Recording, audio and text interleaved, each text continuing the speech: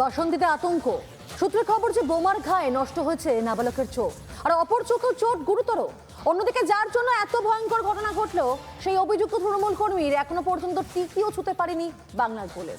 বলি, পুলিশ কি একটা চুনোপুটি তৃণমূল নেতাকে ধরতে পারে না?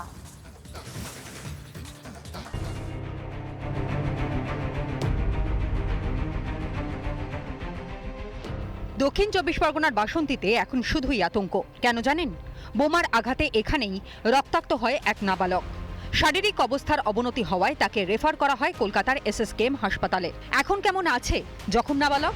অন্যদিকে হাসপাতালের তরফে যেটা বলা হচ্ছে, যেহেতু বোমা ফেটেছে এবং শিশুটির চোখে স্প্লিন্টার জাতীয় কিছু প্রবেশ করেছে, পাথরের কুচি এমনটা মনে করা হচ্ছে, সেক্ষেত্রে তার একটা চোখ সম্পূর্ণ নষ্ট হয়ে যাচ্ছে, আর একটি চোখ কার্যত ঝাপসা দেখছে। দুটো চোখের অবস্থা অত্যন্ত সংকটজনক। এমন অন্যদিকে যে কীর্তিমানের জন্য এই হাল, সেই অভিযুক্ত আনার শেখ এখনো পলাতক। তৃণমূলের কুচো নেতাকে ধরতেও এত ভয় পুলিশের? বোমার আঘাতে নাবালকের সারা জীবন প্রায় নষ্ট। কেন শতপ্রণোদিত মামলা করল না পুলিশ? বাসিন্দাদের সুরক্ষা দেওয়া কার কাজ, কার দায়িত্ব আইন শৃঙ্খলা রক্ষার? যে তৃণমূল কর্মীর বাড়িতে বোমা মজুতের অভিযোগ, তাকে আদৌ খোঁজার চেষ্টা করেছিল কি পুলিশ? এই ইস্যুতে রাজ্যকে চড়াসুরে বিঁধেছে বিরোধীরা।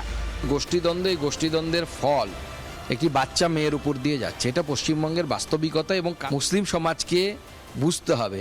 যতদিন ভোট ব্যাংক হয়ে থাকবেন, যতদিন শুধু মুসলমান হয়ে থাকবেন, ততদিন পর্যন্ত আপনাদের সাথে এরকমই হবেন। আজকাল তো কালী পটকার ওই বোমা, যেগুলো আমরা বুড়িমার বোমা এলওপি যেটা বললেন, পাওয়া যায় না, কিন্তু আসল বোমা চারিদিকে ছড়াছড়ি। কারণ মুখ্যমন্ত্রী মমতা বন্দ্যোপাধ্যায় তোষণের রাজনীতি করতে করতে মুসলমান সম্প্রদায়ের যে উন্নতি করবেন সেটা ভুলে গেছেন। পাপের ঘোড়া পূর্ণ হয়ে এসছে মুখ্যমন্ত্রী। আপনি যেভাবে মানুষকে ঠকিয়েছেন, এর জবাব বাংলার মানুষ আপনাকে খুব শীঘ্রই দেবে। এখানে তৃণমূল পার্টি আছে, সেখানে বোমের ফ্যাক্টরি আছে, সেখানে বিস্ফোরণ আছে, আর বিস্ফোরণ হলে দুর্ঘটনায় আহত হবার সংখ্যা বাড়বে, এবং তারই কত ছোটখাটো নমুনা দেখছি আমরা। ভোটের আগে বোমাবাজি, বিস্ফোরণ, খুল্লা গুলিবৃষ্টি, এসব দেখে অভ্যস্ত বাংলা। বাংলায় যেন কুটির শিল্পে পরিণত হয়েছে বোমা। 26-এর ভোটের আগে সন্ত্রাস ছড়াতে তারই কি প্রস্তুতি বাসন্তীতে? বাংলা জুড়ে কি এখন শুধুই জঙ্গলরাজ? বাংলায় আইনের শাসন নাকি শাসকের আইন? রিপাবলিক বাংলা।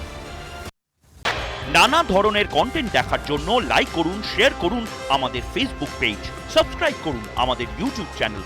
পাশাপাশি অন্যান্য ব্রেকিং নিউজের জন্য অবশ্যই চোখ রাখুন রিপাবলিক বাংলায়।